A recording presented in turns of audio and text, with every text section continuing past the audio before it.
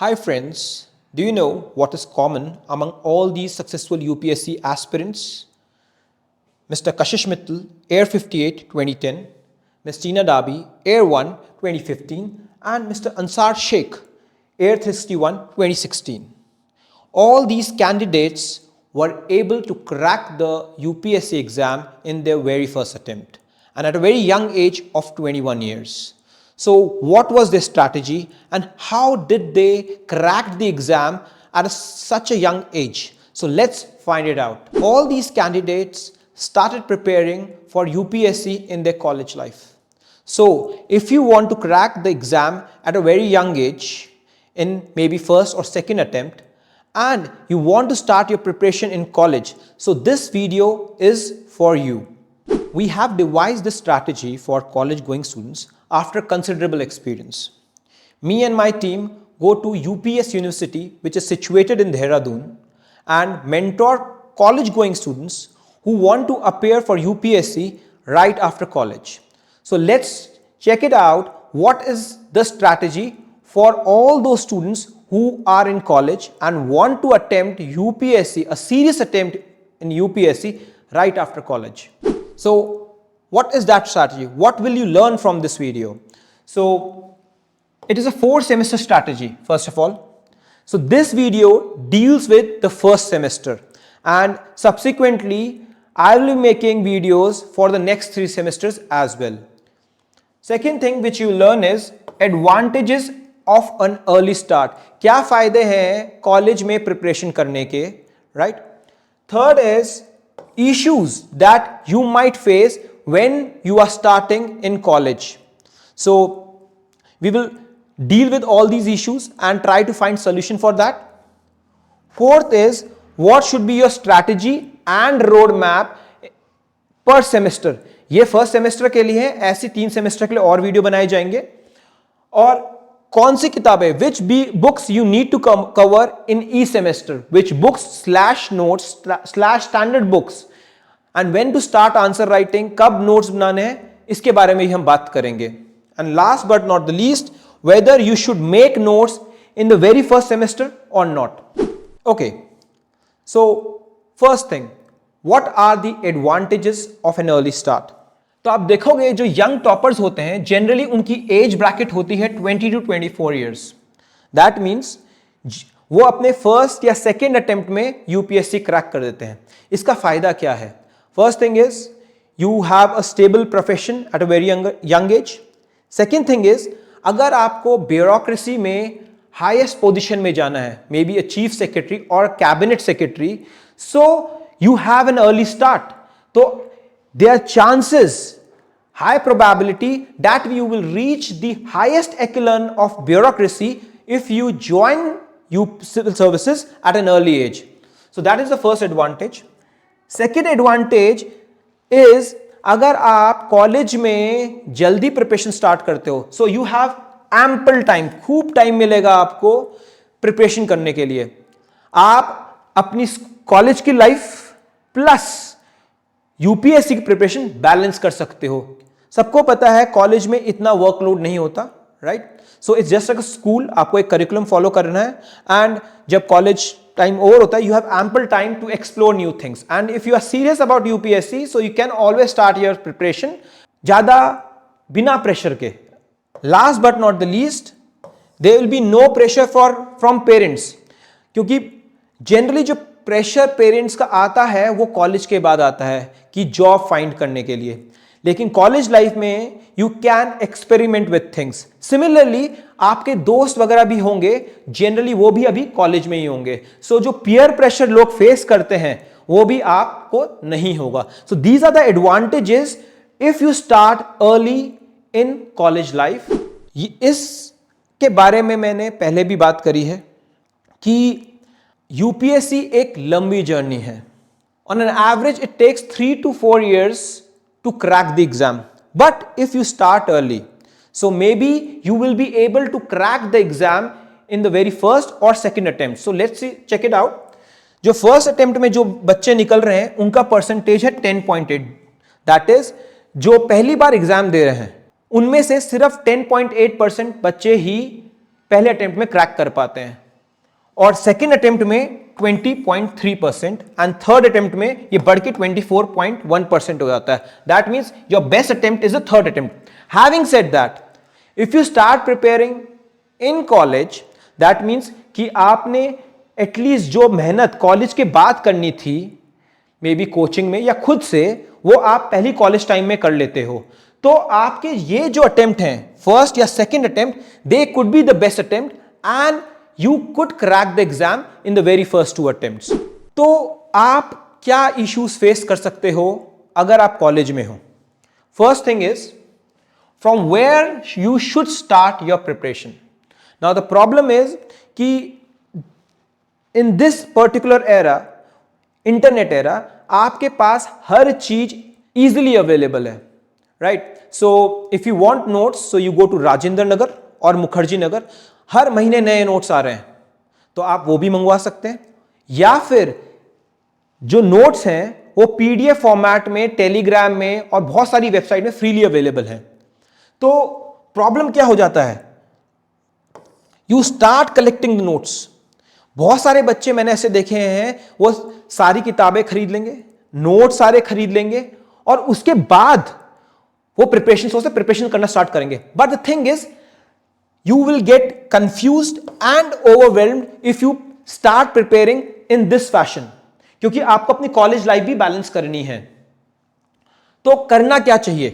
So you should have a road map for each and every semester so that you don't get confused and don't get overwhelmed by all the information which is flooding the internet. Maybe it's the notes, maybe it is topper stock, maybe जो YouTube में सारे coaching वालों ने अपनी strategy दे रखी है या फिर अपने नोट्स दे रखे हैं.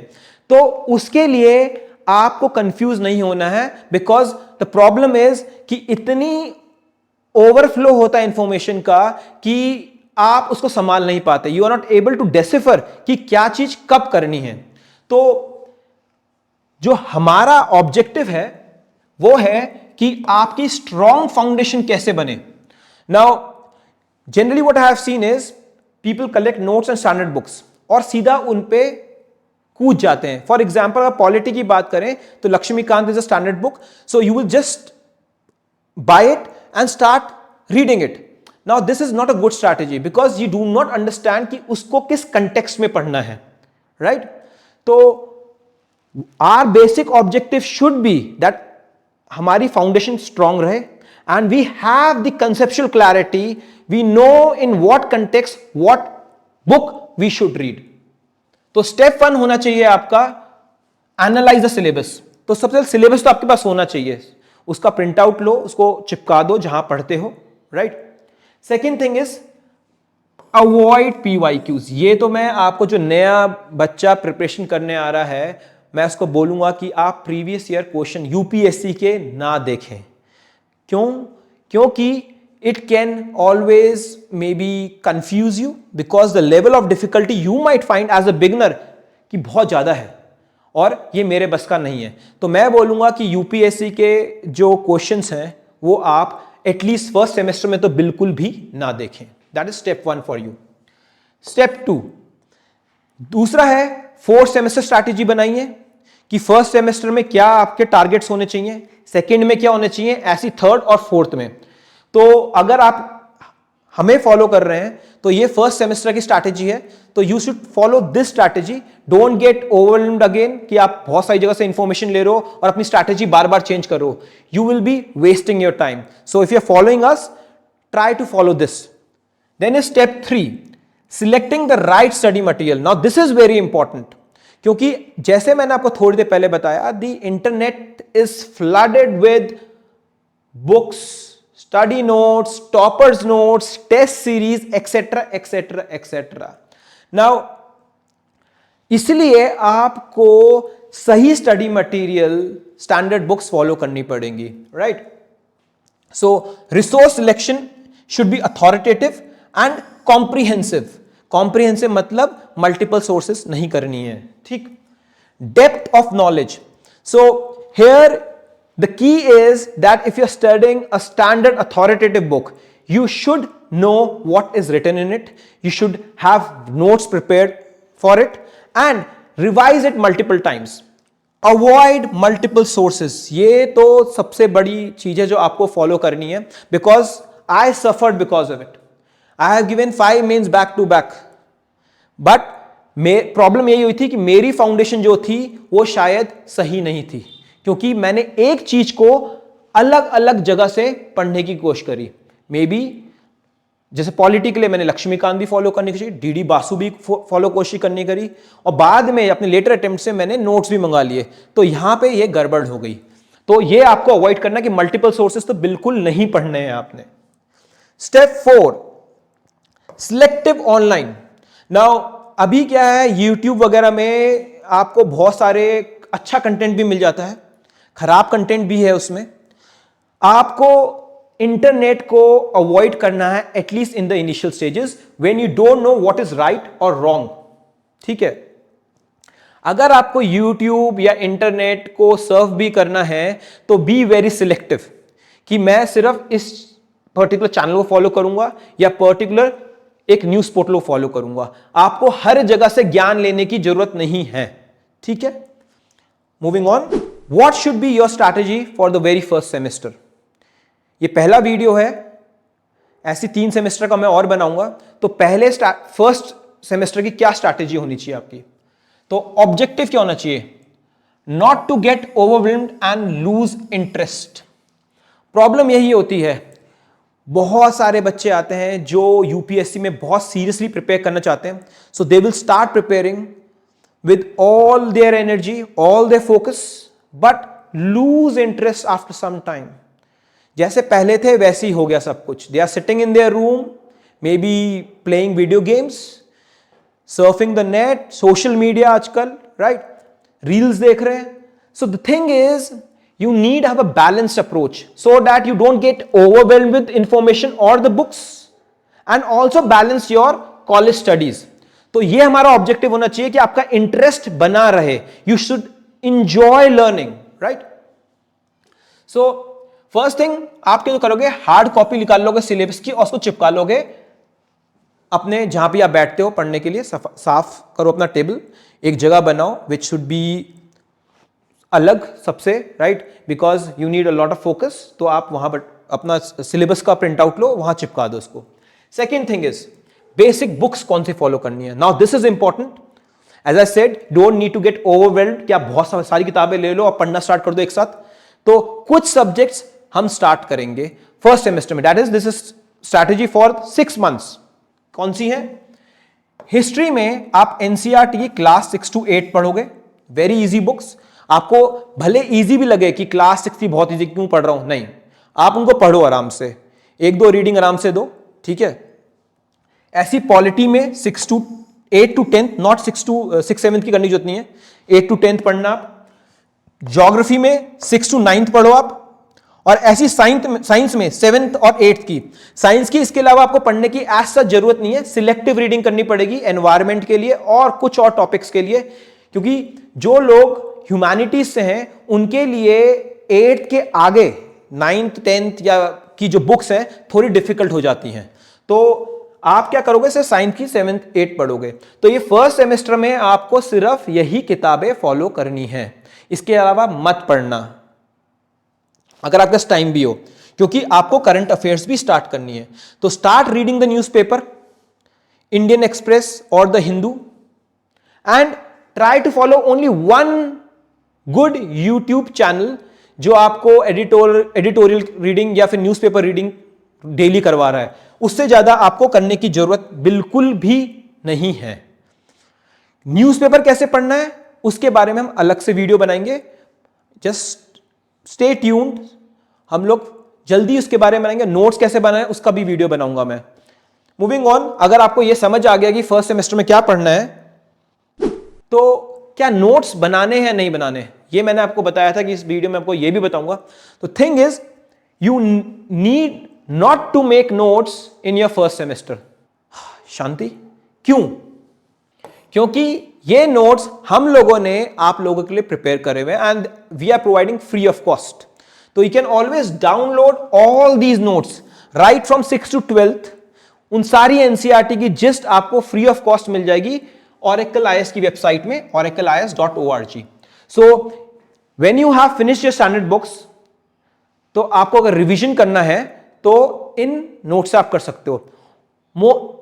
वन थिंग मोर, जितना अब हमने बताया आपको 6 to 8 या फिर 8 से 10th एनसीईआरटी वगैरह, जनरली ये सारा का सारा आपको जो कंटेंट जो छोटी क्लासों में है वो 11th 12th में भी एनसीईआरटीज में मिलता है। सो आपको नोट्स नहीं बनाने, इनको रिवाइज करिए और that will be all for you, at least in the first semester. And the most important thing is 1 day for revision. आपको हर हफ्ते 1 दिन रिवीजन के लिए निकालना है, भले आपके टारगेट्स पूरे हो रखे या नहीं हो रखे हैं। आप दिन में अगर 3 घंटे भी निकाल लेते हो, that is more than enough in the first semester. उससे ज्यादा आपको फाइट मारने की जरूरत नहीं है, क्योंकि you have time, right? And we need to build a very strong foundation. Conceptual clarity होनी चाहिए, because it's not about rote learning. वरना तो लोग 16-16, 18-18 घंटे पढ़ रहे हैं, उनका क्यों नहीं सिलेक्शन हो रहा है? The thing is it's more about conceptual clarity rather than rote learning. आपको रट्टू तोता नहीं बनना है। सो एनसीईआरटीज जो मैंने आपको बताया, NCERT are the foundation block जो आपको फर्स्ट सेमेस्टर में पढ़नी है, और इनकी पीडीएफ हमारी वेबसाइट से मिल जाएगी। और अगर आपको क्विजेस करनी है तो रिवीजन क्विजेस भी आप कर सकते हैं। Just need to WhatsApp me on the number given below, और मैं आपको उसकी क्विजेस भी प्रोवाइड करवा दूंगा। What are the final thoughts for first semester and for you as an early beginner? Early bird catches the worm. Now this means you have an advantage over other candidates. जो लोग, suppose imagine करो, जो बच्चा college के बाद decide करता है कि मैं अब यूपीएससी में जा रहा हूं, so he needs to again restart, reorient his thinking process first of all, then strategize, right? अगर आप जल्दी कर देते हो वही चीज, अगर आपने बना लिया है मन आपको यूपीएससी करना है, तब आपके पास जो कॉलेज में टाइम है, maybe if you are doing a 3 year course और maybe 4 year course as an BTech, तो आपके पास एम्पल टाइम है। एंड जो रीओरिएंटेशन आपको अपनी करनी है वो आप कॉलेज टाइम पे ही कर सकते हो। You can get your strategy clear, you can make mistakes in colleges and again restrategize. लेकिन अगर आप कॉलेज के बाद करते हो तो अगेन वो चीज आप पहले ही कर सकोगे, सारी गलतियां पहले ही सीख चुकोगे उन गलतियों से जो आपने गलतियां करी हैं। Second thing is all work no play makes Jack a dull boy. This means that in college you have ample time. आपको अपनी क्लासेस कॉलेज की भी करनी है, यूपीएससी करनी है, plus maybe some extra curricular activities. Supposedly you are into body building, right? You are into fitness, you are into sports, you are into dancing, so you will get ample time, क्योंकि आपको री energise भी करना है अपने आप को। I will make a video on this, why hobbies are important for UPSC, so just stay tuned, क्योंकि बहुत सारे बच्चे just they lose interest in extra curricular activities, and hobby being a part of extra curricular activities are really important for this exam. उसके लिए मैं एक special video बनाऊंगा और आप जरूर उसको देखेगा, right? Last but not the least, all these things which we are talking about, जो जितना मेरा एक्सपीरियंस रहा है या पवन पांडे सर का रहा है, we have given multiple UPSC mains, multiple interviews, वो सारा निचोड़ इस किताब में है। If you want this book, this is on Amazon, you can always search for it, ultimate guide to become an IAS officer, and it will find the link in the description section. Apart from that, next videos semester 2 strategy, उसका semester 3 strategy and semester 4 strategy. Thank you all, and I'll see you very soon. Bye bye.